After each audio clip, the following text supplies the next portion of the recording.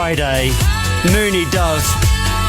Scott, you're playing amazing bangers to dance around your handbag to. Keep them coming, says Matthew. More handbag hits with Michelle Visage from 7 tonight. I only found this out recently. The next song is a cover and was originally in Italian and sung by a male singer. The English version from Laura Branigan next. This is Radio 2 on the BBC Sounds app, on your smart speaker and on 88 to 91 FM. BBC News at 3 o'clock. This is Claire Ronacres. Rishi Sunak has asked government officials to investigate how complaints against ministers are handled following the resignation of the Deputy Prime Minister and Justice Secretary Dominic Raab. An inquiry into allegations of bullying said that Mr Raab acted in an intimidating and insulting manner with some civil servants. A Downing Street spokesman said Mr Sunak stood by his decision to appoint him last year.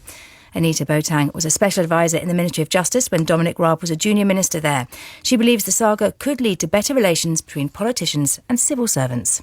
I do hope this prompts some more reflection from Secretaries of State and also from officials about how they communicate feedback, because it is to the betterment of government if civil servants and officials work well together without this kind of breakdown.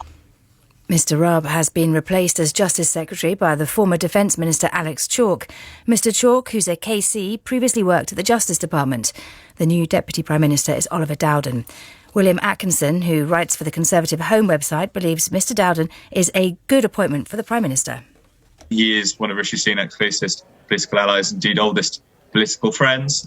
He is already essentially operating as the Deputy Prime Minister. He is doing most of the coordinating behind the scenes of things like strikes policy, but he's also Sunak's fixer across much of Whitehall. So in a sense, he is emerging from the shadows to take the position that he already pretty much de facto has. A second woman has claimed she was raped while working for the employer's body, the CBI. The organisation described the allegations of the details of the allegation as abhorrent. A number of companies, including the insurer Aviva, cut ties with the CBI today. The Communication Workers Union has recommended its members accept an offer on pay and conditions to end strike action at Royal Mail. The deal includes a 10% pay rise over 3 years, a commitment to no compulsory redundancies and changes to sick pay.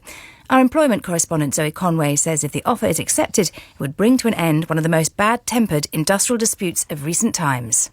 Why has this dispute been so bitter? Well, I think it's because the stakes have been so high. Royal Mail have argued that without a dramatic modernisation programme, the company would go bust. But for postal workers, they saw this modernisation programme as a threat to their way of life. They called it an Uberisation of their jobs. New figures show TransPennine Express, which runs rail services across the north of England and into Scotland, is axing 1 in 6 trains. The firm, which is facing calls to lose its contract, says it has cut cancellations by 40% since February. Football, and England's women will be without their captain Leah Williamson at this summer's World Cup. The 26-year-old Arsenal defender suffered ligament damage to her knee in a match against Manchester United on Wednesday and is to undergo surgery.